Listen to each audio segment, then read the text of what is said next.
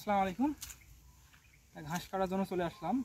অনেক কয়েকদিন থেকে এখানে ঘাস কাটা হয়নি। উপরে যে বড় বড় ঘাসগুলো দেখতেছেন দিঘায়, উপরে ঘাসগুলো কাটা হয়ে গেছে, কিন্তু নিচের মধ্যে প্রচুর যে দেশি ঘাসগুলো দেখতে পাচ্ছেন, দেখা একটু প্রচুর এই যে ছোটো দেশি ঘাসগুলো আছে, এগুলো এখন পরিষ্কার করা লাগবে। এগুলো যদি এখন পরিষ্কার না করি তাহলে কিন্তু এই যে যেমন এগুলো কাটা হয়েছে, এগুলো কিন্তু বড় হবে না, সঠিক পুষ্টি হবে না। এখন আপনার প্রশ্ন করতে পারেন যে বড় যে নেপিয়ার ঘাস সেটাও তো ঘাস, আবার দেশি যে ঘাস সেটাও ঘাস, তাহলে এটা কাটার কী দরকার? এখন কথা হলো যে দেশি ঘাস যে পরিমাণে বড় হবে, নেপিয়ার ঘাসের মতো সে এরকম বড় হতে পারবে না। নেপিয়ার ঘাসগুলো কিন্তু অনেক বড় হয়, 5 ফুট 6 ফুট পর্যন্ত লম্বা হয়, অনেক বড় হয়। আমি দেখাইছি, পাশে দেখতে পাচ্ছেন কত বড় বড়।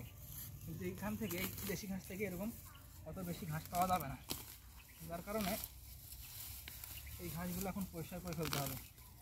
নাহলে যে ঘাসগুলো কাটা হয়েছে না, বড় ঘাসগুলো দেখতেছেন, এই যে কুশি বের হচ্ছে, এগুলো কিন্তু চিকন হয়ে যাবে, কারণ দেশি ঘাসগুলো রাজত্ব করবে, সব কিছু খেয়ে ফেলবে।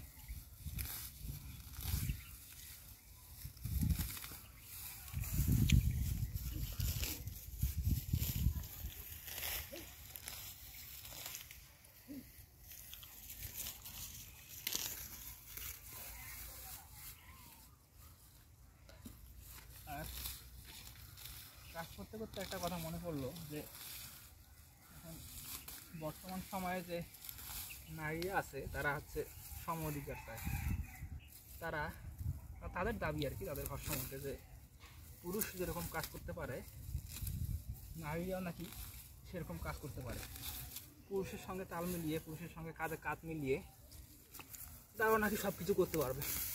তো যারা এসব কাজ বলে তাদেরকে, যারা এসব কথা বলে আর কি, যেসব নারীরা, তাদেরকে আমি বলবো আমার বাসায় চলে আসেন, আমার সঙ্গে কাজ করেন, দেখবো যে আপনারা কীভাবে পুরুষের সঙ্গে কাঁধে কাঁধ মিলিয়ে কাজ করতে পারেন, কতটুকু করতে পারেন। আসলে আমি তাদেরকে ছোটো করতেছি না, এটা বলার কারণটা হলো যে নারী ও পুরুষ দুটোই আলাদা। হ্যাঁ, পুরুষের কাজ হচ্ছে বাহিরের, সে অর্থ উপার্জন করবে, পরিশ্রম করবে এবং পরিবারকে দেখভাল করবে। এবং একটা নারীর কাজ হলো সংসার সামলাবে, বাচ্চা মানুষ করবে। আমরা জানি যে দুইটা জগৎ আছে, একটা ইহকাল, একটা পরকাল, কিন্তু আমি মনে করি যে পৃথিবীতেই কিন্তু দুইটা জগৎ আছে, একটা হচ্ছে বাহিরের জগৎ, একটা ঘরের জগৎ।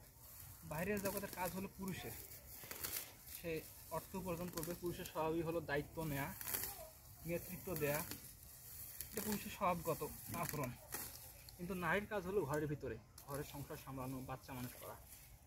একটা গরুর বাচ্চা হলে সেটা কিন্তু আমরা বলি যে সেটা, একটা মানুষের বাচ্চাকে মানুষ করতে হলে একটা মাকে অনেক পরিশ্রম করতে হয়, অনেক সময় দিতে হয়। শুধু বাচ্চা প্রসব করলেই সেই বাচ্চাটা মানুষ হয় না।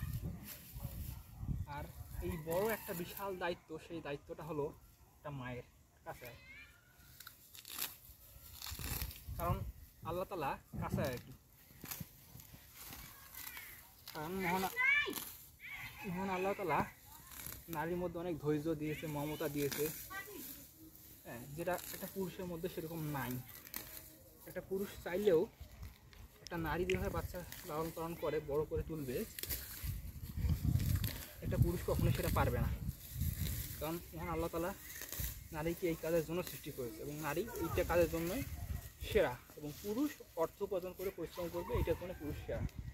তো সবার কাজ আলাদা, নারীর কাজ আলাদা, পুরুষের কাজ আলাদা। কিন্তু আপনারা যদি এত বড় একটা দায়িত্ব দিয়েছে আপনাদের, এই দায়িত্বটা ফেলে আপনারা আরও বেশি দায়িত্ব পালন করতে যাচ্ছেন, যে আমি বাচ্চা কাচ্চা মানুষ করব, আবার ঘর সামলানোর জন্য বাইরে গিয়ে কাজ করবো পুরুষের মতো। তাহলে আলটিমেটলি যে দুই নৌকোয় যে পা দেওয়ার মতো একটা কথা আছে না, এরকমই হয়ে যাবে। লাস্টে দেখবেন যে পা ফসকে যাবে, এবং এই পা ফসকে যাচ্ছে আপনারা একটু চারপাশ লক্ষ্য করলেই দেখতে পারবেন। এখনকার বাচ্চারা তাদের বাবা মার প্রতি এত দায়িত্বশীল নয়, বা আমাদের বৃদ্ধাশ্রমে রাখে, এর একটাই কারণ তারা মায়ের কাছ থেকে, বাবার কাছ থেকে সময় পায় না, যথেষ্ট ভালোবাসা পায় না, স্নেহ পায় না। শেষ করে দিই।